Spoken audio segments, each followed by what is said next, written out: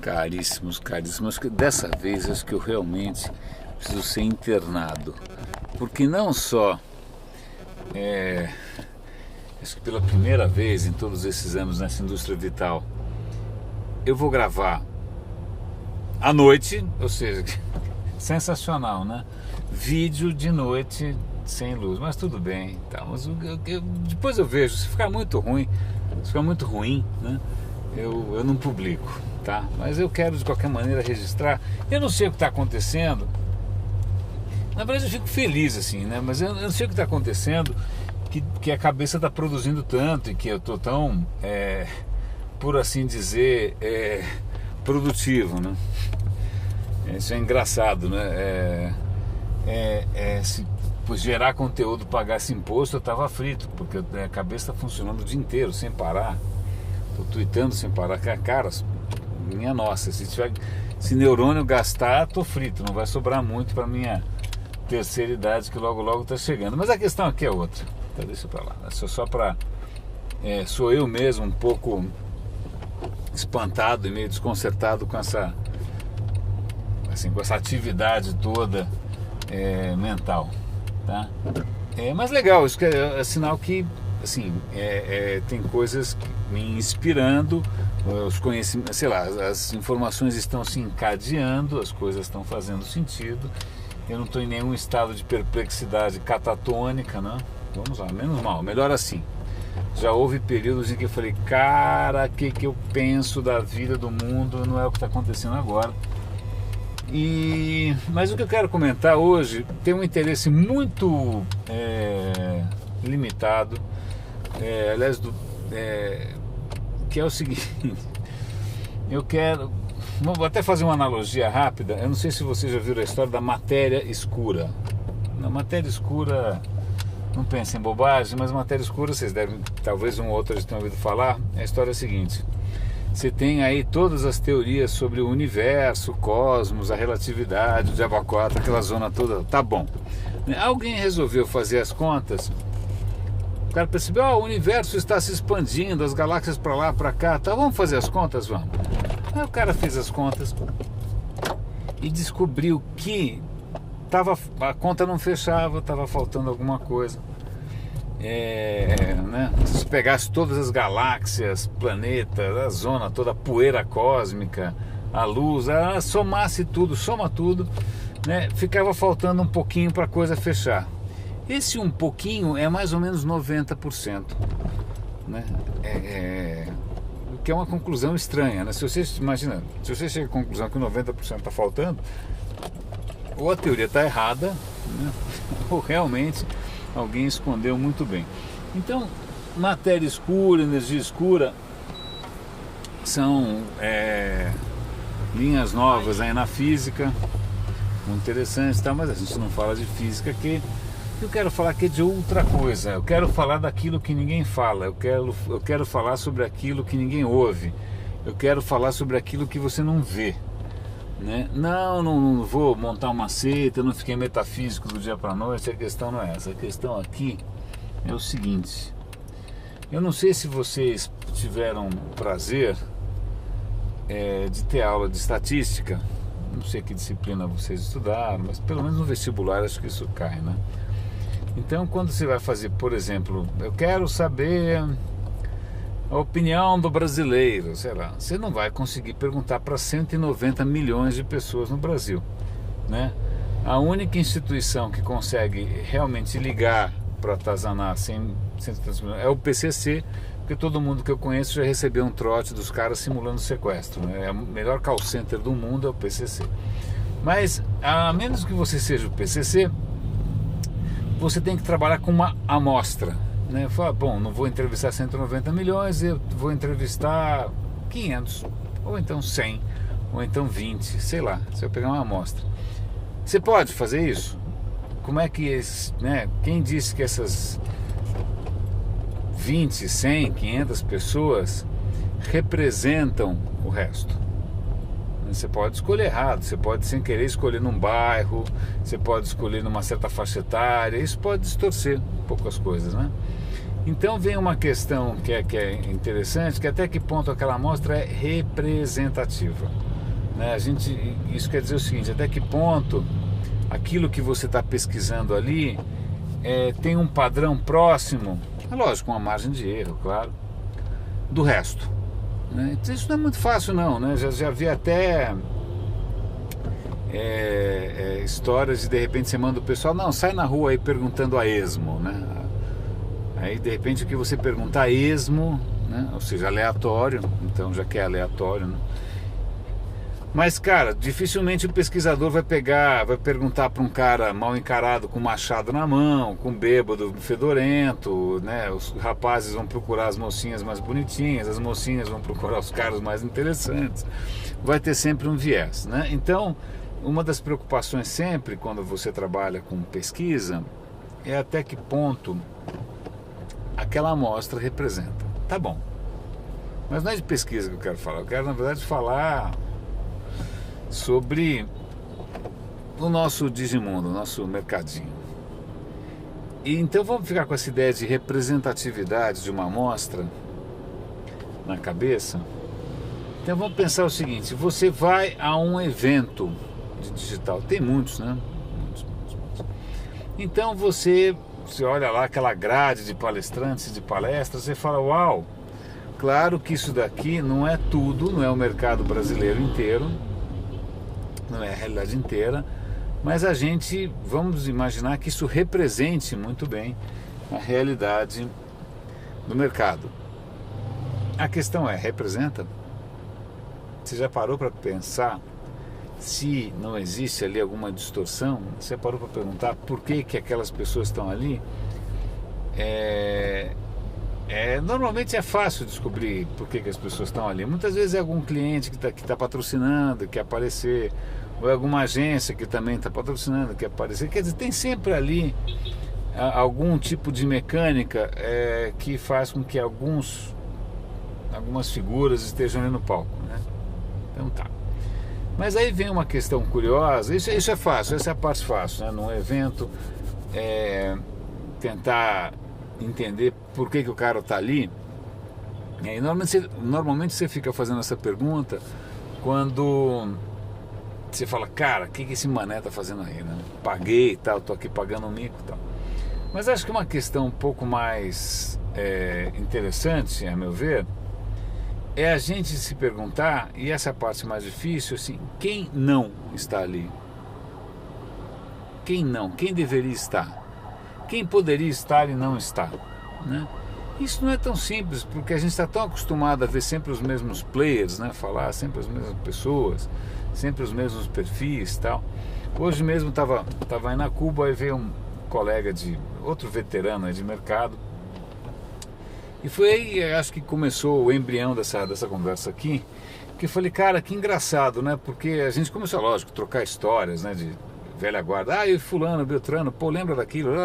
Aquelas histórias, né? Jurassic Park total, né? E eu falei, cara, que engraçado, porque essas histórias ninguém conhece, elas nunca aparecem. Alguns tipos de empresa que são fundamentais, que foram históricas, tá? Tem uma puta importância, ninguém nem sabe que elas existem, porque quem rouba a cena é normalmente quem vive de roubar a cena, né? Então tem todo um cenário, pô, gente com história para contar, histórias que merecem ser contadas, né? Histórias de sucesso, histórias de grandes cagadas bíblicas, né? Em grandes proporções, que não aparecem, não estão lá, né? Não estão lá. E não vão estar nunca. Primeiro porque, por várias razões, né? Muitas vezes as pessoas não têm interesse em algumas coisas, muitas vezes a própria empresa, o profissional, seja o que for, também não tem interesse em aparecer, né? Então fica uma coisa curiosa que parece um pouco a questão cósmica, né? Você tem tudo aquilo que você vê, na verdade, é 10%, o resto é matéria escura, né? O resto são grandes forças que você não conhece muito, né? Outra questão curiosa daquilo que você não vê é o seguinte: desses anos de uns anos para cá, com essa questão toda de mídias sociais, né, e sentir a temperatura do público, blá, blá, blá, blá, blá, isso me levanta a primeira questão óbvia: até que ponto essa amostra é representativa do seu público? Tá? Porque vem aqueles gráficos, né, parece alguma coisa do Large Hadron Collider, né, bóson de Higgs, né, parece um troço científico, né, dificilmente alguém para se perguntar: esse é o meu público? Né? Esses caras aí me interessam? A opinião desse mané me interessa? Né? Mas vem lá, a opinião do cara com 6 casas depois da vírgula, né? Temperatura medida a cada 15 minutos, mas às vezes você está medindo a temperatura, sei lá do que, né? Então, essa é a primeira questão: até que ponto, e para mim já é uma belíssima questão, porque acho que já tem muita empresa por aí, muita gente já percebeu que queimou vela literalmente com mal defunto, não era essa audiência. Mas voltando para a questão da matéria escura, tem um assunto que é para mim fascinante, sobre antes mesmo da história de social media, que é a questão assim: e quem não eu não estou vendo, né? Quem eu não estou vendo? Quem será que não está aparecendo no meu diagrama? Quem não está aparecendo na minha métrica? Né? Quem são essas pessoas?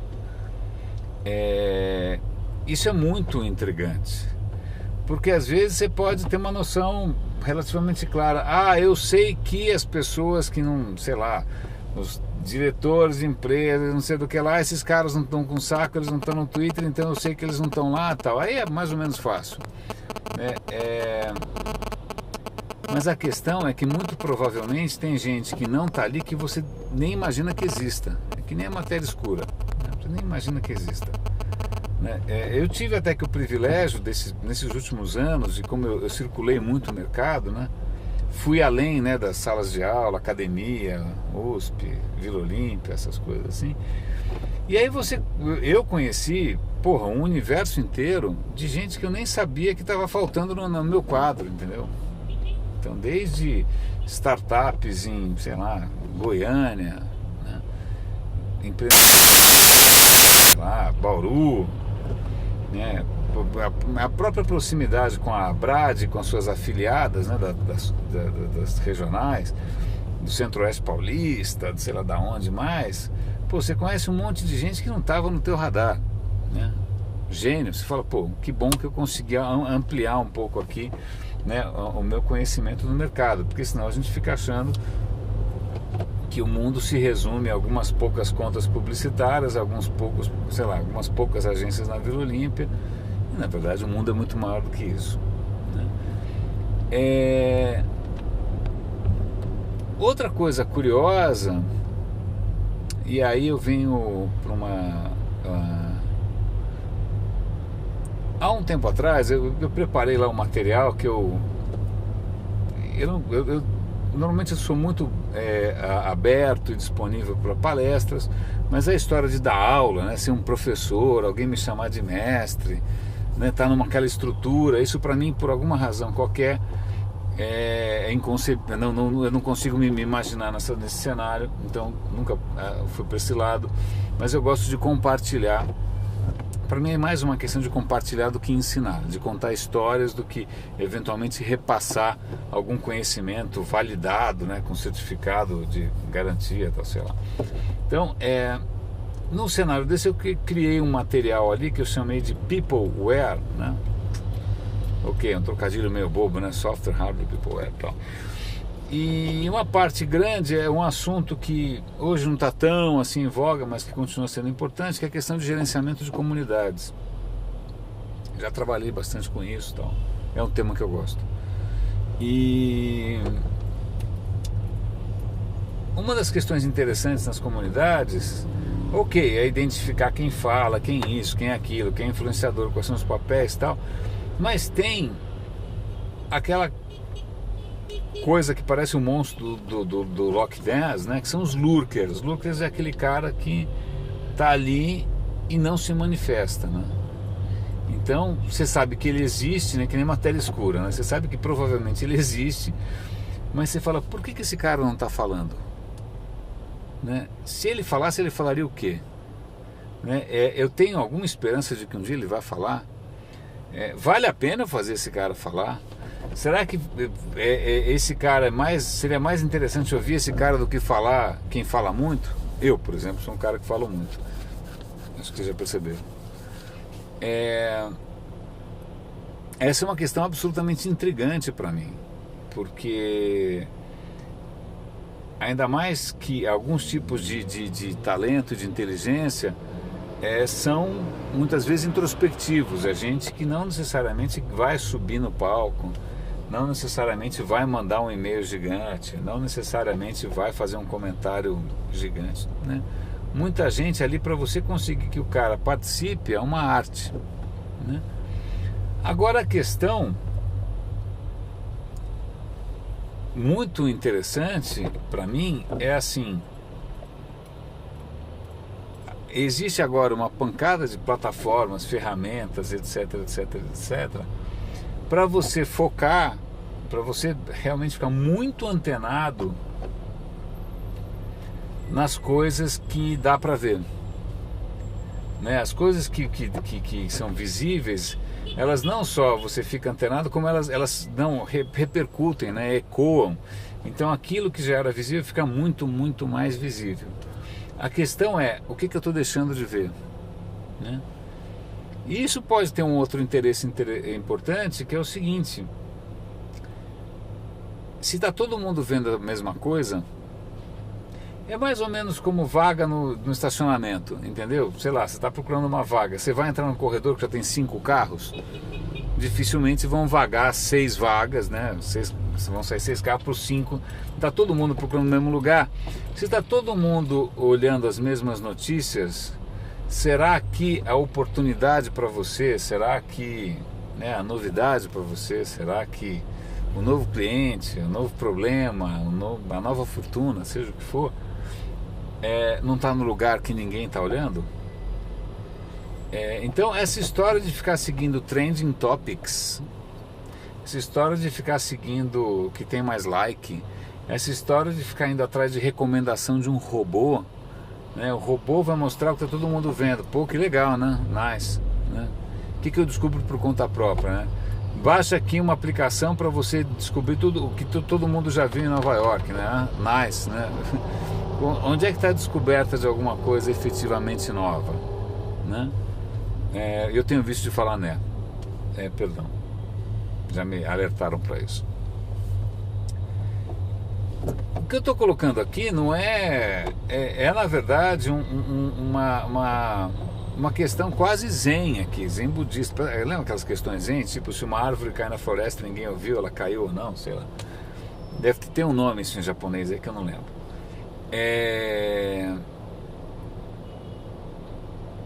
O que eu estou colocando aqui não tem resposta, na verdade mais uma provocação para gente, para duas coisas. Para você parar e respirar para ver se você está fazendo a coisa certa, né? Quer dizer, você está batendo na mesma tecla que todo mundo, você está comendo com notícia de quinta mão, nem de segunda mão, né? Você está indo nos lugares em que todo mundo vai, quer dizer, então, pô, qual é a graça, né? Você existe para quê, né? Você é mais um, né? Então, primeiro tem essa chamada para parar e pensar um pouquinho. E segundo, tem também essa provocação para deixar essa pulga atrás da orelha, né? O que eu estou deixando de ver? Aonde está o mistério? É curioso porque quando eu era garoto, faz tempo, né? Você tinha regiões do planeta que eram completamente misteriosas, né? Você falava, pô, a China, a China era mais ou menos que nem ir para Marte, né? Primeiro ninguém ia para lá, a China era comunista, você tinha Guerra Fria, aquela zona toda, era tudo difícil, tudo fechado, tal. Puxa, qualquer coisa era exótica, qualquer coisa era misteriosa, qualquer coisa era uma super aventura, né? Hoje você vai para lá, o cara usa a mesma calça, o mesmo telefone, o mesmo tênis, aliás, eles fabricam inclusive, todo mundo fala inglês e tal, então aquela coisa da descoberta parece uma coisa impossível, né? Tudo, a aparência que esse mundo de hoje sugere é de uma ausência de mistério, né?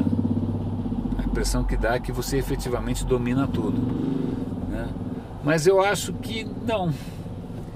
E eu acho isso baseado numa metodologia muito simples que se chama TBDC, que é tire a bunda da cadeira, né? Tire a bunda da cadeira é uma metodologia bastante barata, né? Open source, que é a seguinte: a hora que você sai, aliás, vou citar aqui um professor muito querido da ECA, que ele é mais ou menos chavão essa história, mas é sempre bom lembrar. Ele falava: caminhos conhecidos levam a lugares conhecidos.